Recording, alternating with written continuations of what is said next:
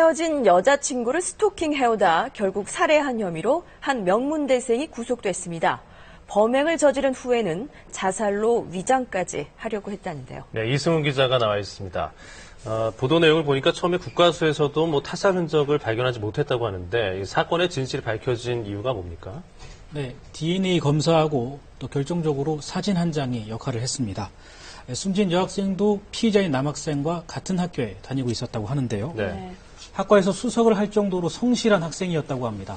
주변에서는 시험 기간이었기 때문에 공부를 너무 무리하게 하다 과로사한 게 아닌가 하는 추측을 했을 정도라고 하는데요.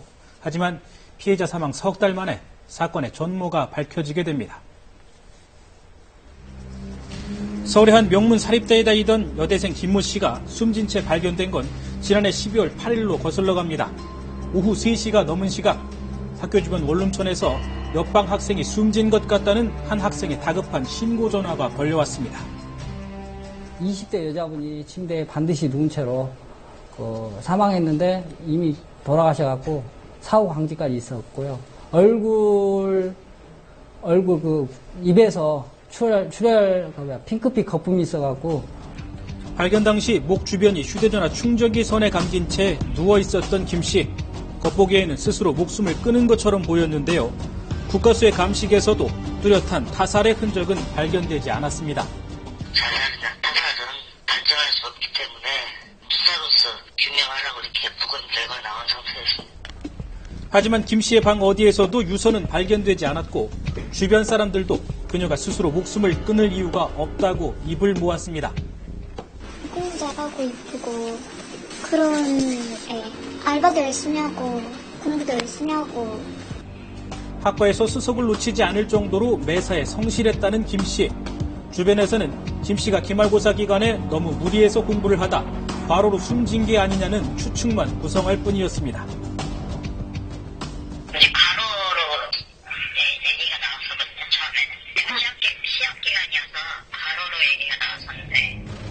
그렇게 사건이 미궁에 빠진 지 2달여 뒤 국과수에서 걸려온 한 통의 전화로 경찰의 수사는 활기를 띠게 됩니다.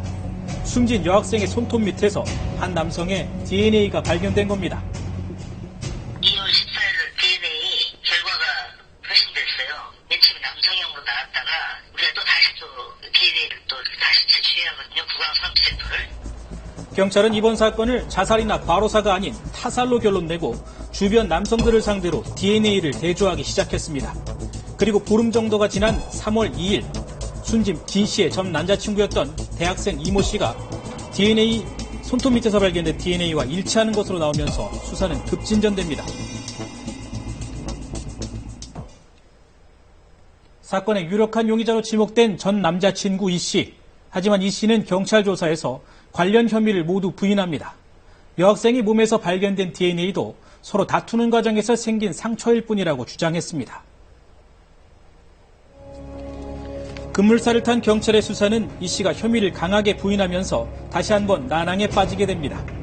유력한 증거였던 손톱 및 DNA에 대해서도 전 여자친구인 김 씨와 말다툼을 하다 따귀를 맞으면서 생긴 것일 뿐이라고 주장했습니다. 낮에 학생관 앞에서 우연히 만났는데 그때 뺨을 맞았다 이렇게 얘기를 했습니다.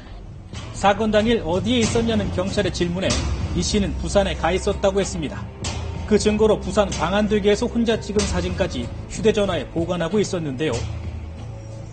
직후에 갔어요. 직후에. 바로 범행 후에. 도주 개념이었겠죠. 알리바이 만들기 위해서. 본인 말로는 그냥 여행 갔다고 그렇죠. 그런데 이 씨의 알리바이를 증명해줄 이 사진. 경찰은 이 사진에서 또 다른 유력한 증거 하나를 발견하게 됩니다. 사진 속에 나오는 이 씨의 목 부위에 여성의 손톱에 긁힌 듯한 상처가 선명하게 남아있었던 겁니다. 시신의 손톱에서 발견된 이 씨의 DNA와 이 씨의 목에서 발견된 손톱 상처. 경찰의 계속된 추궁에 결국 이 씨는 범행 일체를 자백했습니다.